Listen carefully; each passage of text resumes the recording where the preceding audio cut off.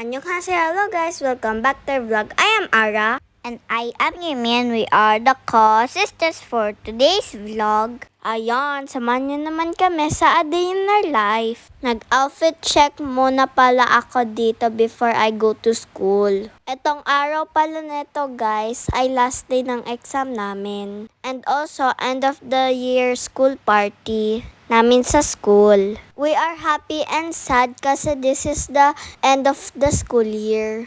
We prepare food.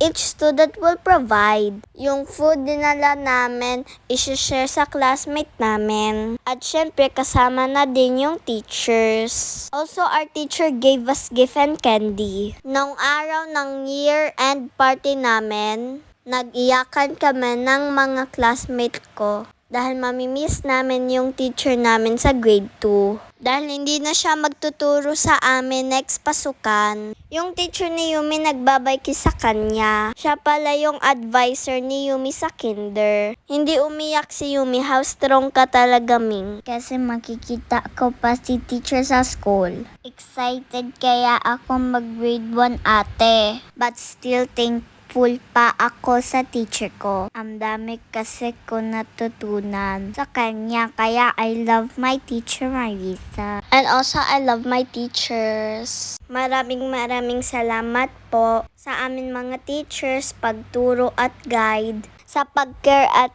pagdisiplina sa amin habang kami ay nasa paaralan. At dahil na ako mag-school, Yumi and Mommy picked me up. At dito na kami sa bahay, Kuya is fixing the shurak. At nagtulong kami ni Yumi while Mommy is cooking the dinner for us. Medyo mahirap mag-ayos neto guys. Tingnan mo Ming, ang mali ng pagkalagay ni Ming. Okay lang yan te, basta may lagayan tayo ng shoes. Mali ang pagkalagay ni Ming, masira to. After dinner, Apa told us mag-walking kami sa labas. Kaso madilim na, kaya nag-scooter na lang kami. Sabi ni Apa, bawal mag-cellphone, kaya sinama niya kami mag-walk. Apa always run because he joined the marathon.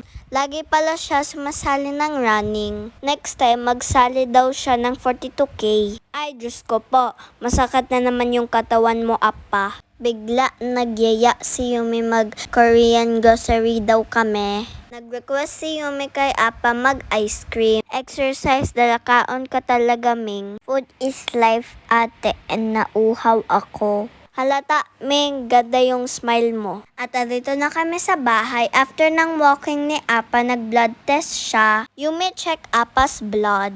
Kinuhanan niya pala ng dugo si Apa. Medyo bumaba yung result ng dugo ni Apa.